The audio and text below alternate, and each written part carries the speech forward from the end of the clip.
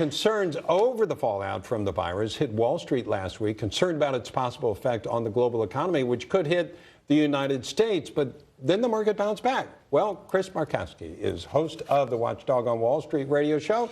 He tells us what to expect next. What should we expect? Because it seems like Wall Street was bothered at first, not so much. What's the worst case scenario here? Worst case scenario is the numbers that are getting out of China. We actually find out what's really going on there. But I don't trust anything that they're saying. And obviously, we're seeing the numbers grow exponentially. And I think just over the past half an hour, I've learned I think Russia's cutting them off. British Airways is no longer going to be flying there. American Airlines, out of Los Angeles, I think, has canceled their flights. So obviously, you're going to see a hit to those companies in regards to their bottom line. They talked about Starbucks, talked about McDonald's, but what about Marriott and also the cruise lines? Gambling, big thing out there in China. They're going to get hit as well. The thing we have going for us right now, quite honestly, is that we're better than anybody else in the world in controlling this. So we're in a good spot there. But when my mother calls me up and she tells me she's worried about us flying to Florida in a couple of weeks for February vacation, then you know the country's concerned. Yeah, Chris, talk about, because we had the SARS virus years ago. Is this worse? Right now, as far as the numbers are. Yeah. But the thing is that concerns me is we don't know who's dying from this and how it's affecting them.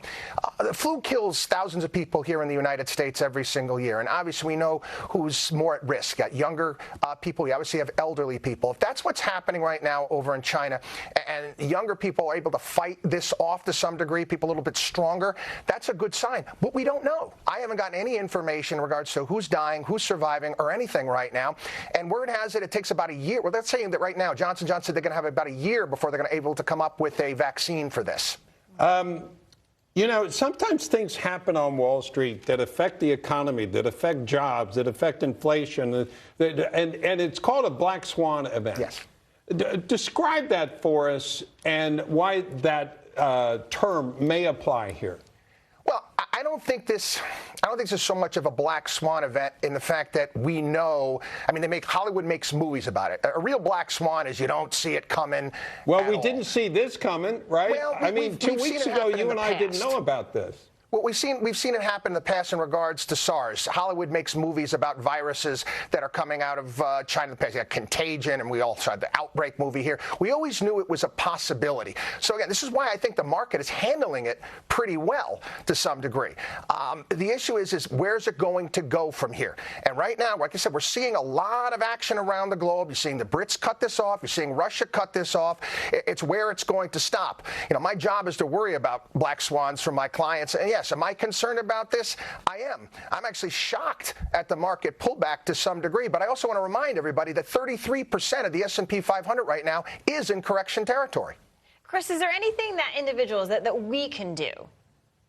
I guess kind of going back to when we were kids and our mom was telling us to wash our hands and make sure you cover your mouth when you cough and don't touch your face and all of that good stuff.